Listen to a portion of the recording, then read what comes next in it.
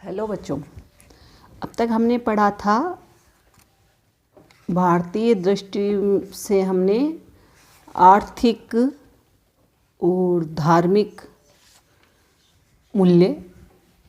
अब हम पढ़ेंगे, यहाँ पर आध्यात्मिक मूल्य की हमारी चर्चा चल रही थी, तो उसमें हम पढ़ेंगे कि भामह ने भी काव्य को धर्म, अर्थ, काम, मोक्ष का साधक और कला में नैपुण्य उत्पन्न करने वाला तथा प्रीति और कीर्ति की प्राप्ति करने वाला बतलाया है।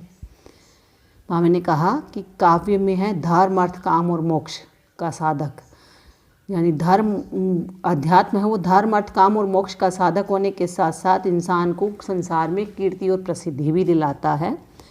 आध्यात्मिक मूल्य भौतिक मूल्यों से ऊंचे अवश्य हैं, किंतु उनकी उपेक्षा नहीं करते। भौतिक सोपानों द्वारा ही आध्यात्मिक की प्राप्ति होती है। वो कहते हैं कोई एक दूसरे की काट नहीं करते। अगर हम आध्यात्मिक मूल्य की बात करते हैं तो वो भौतिक मूल्य से ऊंचे तो हैं ही, क्योंकि अर्थ प्रधान नहीं है तो भौतिक मूल्यों से तो ऊपर है, लेकिन वो भौतिक मूल्यों के रास्ते से होकर के, राह से होकर के ही गुजरते हैं। साहित्य का मूल्यांकन भी हम इसी व्यापक दृष्टिकोण से कर सकते हैं। जो साहित्य हमको इन धर्म यानी नीति, आचार और आध्यात्मिक मान, अर्थ भौतिक और शारीरिक मान, और काम ऐशनाएं, महत्वाकांक्षाएं, कला और सौंदर्य संबंधी मान, इन तीनों प्रकार के मानों के अथवा मूल्यों को समन्वय की ओर ले जाता है, वही सत्य साहित्य है। तो साहित्य के मूल्यों में उन्होंने क्या कहा? धर्म और अर्थ, काम, तीनों की बात उन्होंने यहाँ भी कही। धर्म में उन्होंने नीति और अध्यात्म का नाम लिया, अर्थ में उन्होंने भौतिक और शारीरिक शरीर का मान सम्मान देने वाली बात कही, और काम में उन्होंने महत्वाकांक्षाएं और कला और सौंदर्य संबंधी बात कही। साहित्य का अर्थ भी सहित का भाव है, जो समन्वय दृष्टि प्रदान है।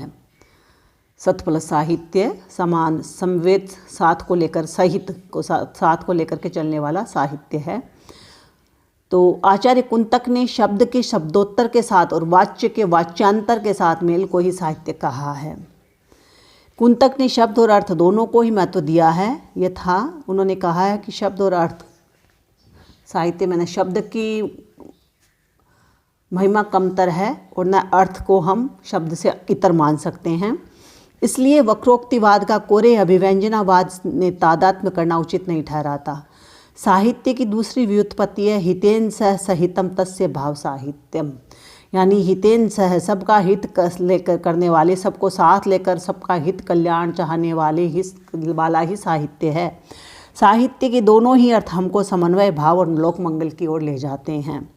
जो साहित्य मनुष्य जीवन में उसकी सभी वृत्तियों और जीवन के सभी स्तरों में साम्य की ओर ले जाता है, वही हमारे लिए मान्य होगा। यानी सभी मनुष्यों को साथ लेकर के चले, सभी मनुष्यों के स्तर को, यानी वो चाहे छोटा हो चाहे बड़ा, सभी के स्तर को समानता से देखे, वही हमारे लिए साहित्य है या सत्य साहित्य की मान्यता प्राप्त करेगा। इस साहित्य को चाहे प्रगतिवाद कहे, चाहे छायावाद और चाहे समन्वयवाद, इसको नाम चाहे कुछ भी दे दें। प्रगतिवाद ने आर्थिक मूल्यों को प्रधानता दी है। वह अन्य मूल्यों की यदि उपेक्षा करता है तो वह एक एकांगी ठहरकर इस आदर्श से गिर जाता है। तो न हम एक वाद को लेकर के नहीं कह सकते। जिस तरह से प्रगतिवाद मूल्य की बात करता है तो खाली अर्थ की बात करता है, तो यहाँ पर खाली हम इस बात को लेकर के सत्य साहित्य को में ये सही नहीं कह सकते। वह शब्द सौंदर्य पर भी अधिक बल देता। छायावाद मनुष्य की कला संबंधी प्रवृत्तियों का पोषण करती है। वह शब्द सौंदर्य पर अधिक बल देता है, और किंतु वह भी आर्थिक मूल्यों की उपेक्षा नहीं कर सकता।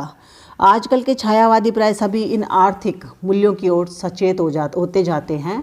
कला संबंधी मूल्य अथवा नगेंद्र जी के शब्दों में छायावाद का वायवीय सौंदर्य मूर्त सौंदर्य को पूर्णता प्रदान करता है। वो जो वायवीय होते हैं, वो जो धरातल से ऊपर उठ करके बातें करते हैं, काल्पनिक दुनिया में खोए रहते हैं, लेकिन वो भी है, वो अर्थ से कभी या भौतिकता से कभी परे नहीं होते। स्वयं सौंदर्य भी एक साम्य है, जिसमें भौतिक और आध्यात्मिक दोनों ही का सम्मिश्रण रहता है। सौंदर्य का आधार भौतिक है, किंतु बिना मानसिक रुचि और आकर्षण के वह अपनी पूर्णता को नहीं प्राप्त होता है। वो कहते हैं सौंदर्य का आधार माना कि भौतिक है संसार में, लेकिन वो बिना मानसिक और बिना और इसकी अध्यात्म के बिना पूर्णता प्राप्त नहीं करता है। रविंद्र बाबू ने इस पर भी कुछ कहा है। O woman thou art half dream and half reality. सुमन के दिव्य सौंदर्य के लिए उसका परागमय स्थूल शरीर ही नहीं, वरन कंटीली डालें और मिट्टी के ढेले भी आवश्यक है। अब वो कहते हैं गुलाब अगर खिलता है तो उसके खिलने में उसका पराग और उसका सुंदरता, शरीर की सुंदरता ही नहीं है, बल्कि उसके डाल पर लगे हुए कांटे और उसकी ज़मीन में गड़े हुए पत्थर भी आवश्यक है।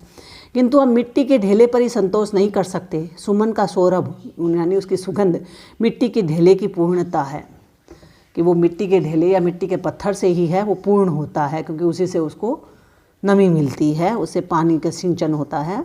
वही पृथ्वी का गंधवती होना प्रमाणित करता है। किंतु हमको यह भी मानना होगा कि फूल के साथ हांडी जिसमें दाल पकती है और घड़ा जिसमें पानी ठंडा होता है मिट्टी की पूर्णताओं में से हैं। वो भी तो मिट्टी से ही बने हैं, लेकिन एक में दाल पकती है और दूसरे में पानी ठंडा होती है, लेकिन है तो दोनों ही मिट्टी अपनी पूर्णता प्राप्त करती है। इसके साथ हम यह भी नहीं भूल सकते कि सारी मिट्टी घड़े और कुल्हड़ बनाने में ही खर्च नहीं हो जाती, उसके खिलौने भी बनते हैं और सुमन सौरभ भी उत्पन्न होता है, कि यानी सारी की मिट्टी के ही घड़े नहीं बना लिए जाते हैं, उससे कुछ है वो बचा कर के बच्चों के लिए कह दो मिट्टी के खिलौने भी बनते हैं, और कुछ है वो पेड़ पौधे उगाने के लिए, फूलों को उगाने के लिए मिट्टी के रूप में भी परिवर्तित होते हैं। उपसंहार रूप में एक बार मैं फिर दोहराना चाहता हूँ कि जीवन के मूल्य साहित्य के मूल्य हैं, यानी जो हमारे जीवन में नैतिक मूल्य होते हैं वही हमारे साहित्य के मूल्य होते हैं। जो साहित्य जीवन को पूर्ण बनाए वही सत्य साहित्य है। जीवन की पूर्णता का अर्थ है भौतिक, मानसिक, सामाजिक और आध्यात्मिक, जिसमें धर्म और कला दोनों ही सम्मिलित हैं। मूल्यों की संपन्नतापूर्ण समन्विति, यानी जो उस जीवन की पूर्णता का मतलब यहाँ पर उन्होंने बताया भौतिक रूप से, मानसिक और सामाजिक और आध्यात्मिक रूप से मूल्यों की जो संपूर्णता होती है उसकी समन्विति, उसका एकाकार, उसका समान एकाकार होना ही साहित्य है। हम वैविध्य शून्य अभावों की समन्विति नहीं चाहते हैं।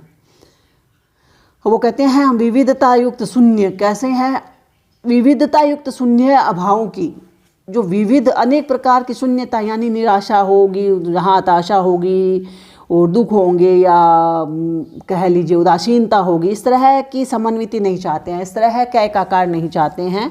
हम चाहते हैं वीणा के स्वरों और अथवा इंद्रधनुष के रंगों का सा विविधतापूर्ण समन्वय, साम्य, यानी खिलता हुआ, हर एक को खुशी प्रदान करता हुआ, हर एक को झंकृत करता हुआ, हर एक के सुख दुख का कंपन को महसूस करता हुआ हम साम्यता या समानता चाहते हैं।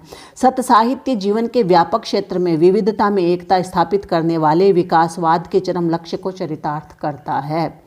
मनुष्य केंचुए से तथा उससे भी उच्च श्रेणी के जीवधारियों से अधिक विकसित इसलिए कहा जाता है कि उसके अंगों में कार्यों के वैविध्य के साथ पूर्ण अन्विति है। अब खोता तो केंचुआ भी मिट्टी है, वो भी कुछ उपजाता ही है, वो भी मिट्टी को उपजाऊ बनाता है, वो भी कुछ देता ही है, लेकिन वो क्या है, मनुष्य इसलिए अलग है कि वो अपने अंगों में कार्यों के वैविध्य के साथ अपने अंगों से अलग अलग कार्य करता है पूर्ण वो पर, लेकिन वो पूर्ण अन्विति एक आकार होकर के या एक शरीर होकर के करता है। सत्य साहित्य का क्षेत्र न किसी वर्ग विशेष में सीमित होगा और न उसमें किसी का बहिष्कार होगा। जहाँ उसको मानवता के दर्शन होंगे उसकी वह उपासना करेगा। उसके लिए सुंदर और उपयोगी में भी भेद न होगा। उसके लिए उपयोगिता और सौंदर्य दोनों एक ही वस्तु के भीतरी और बाहरी रूप होंगे, यानी वो इसकी सौंदर्यता है तो वो बाहरी होगा और उपयोगिता है तो वो आंतरिक होगी। बाहर और भीतर के साम्य में ही सौंदर्य की पूर्णता है और वही रस भी है।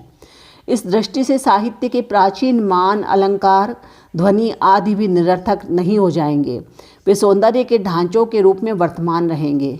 कलाकार को यह स्वीकार करना पड़ेगा कि बिना वस्तु के ढांचे खोखले निर्मूल्य होंगे और बिना ढांचों के सामग्री बिखरी रहेगी। यानी बिना हम यहाँ उसके सौंदर्य की, बिना बाहरी रूप की, आवरण की बात करें तो ढांचे के बिना किस में ढलोगे, तो ढलने के लिए ढांचा भी जरूरी है और ढांचे में पदार्थ डाले वो पदार्थ भी जरूरी है।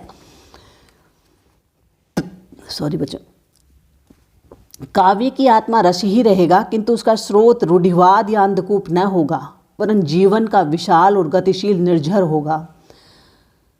भविष्य का कलाकार जीवन के भौतिक, मनोवैज्ञानिक, सामाजिक और आध्यात्मिक श्रेयों को कला के सौंदर्यपूर्ण ढांचों में ढालकर प्रेय बनाएगा। अब वो कहते हैं कि मनुष्य कैसा होगा अगर साहित्य को आत्मसात करेगा तो, समभाव से आत्मसात करेगा तो, कि भविष्य का कलाकार जीवन के भौतिक, मनोवैज्ञानिक, सामाजिक और आध्यात्मिक श्रेयों को, उच्चता को कला के सौंदर्यपूर्ण ढांचों में ढालकर प्रेय बनाएगा, सबके लिए प्रेरणा योग्य होगा। वह सौंदर्य को केवल वायवीय न रखकर उसको पुष्ट और मांसल बनाएगा और अचल तथा स्थूल में भी वायवीय सौंदर्य की प्राण प्रतिष्ठा करेगा। तो ये तो था बच्चों आपका साहित्य का मूल्य निबंध पूर्ण हुआ। बाकी हम कल पढ़ेंगे। धन्यवाद।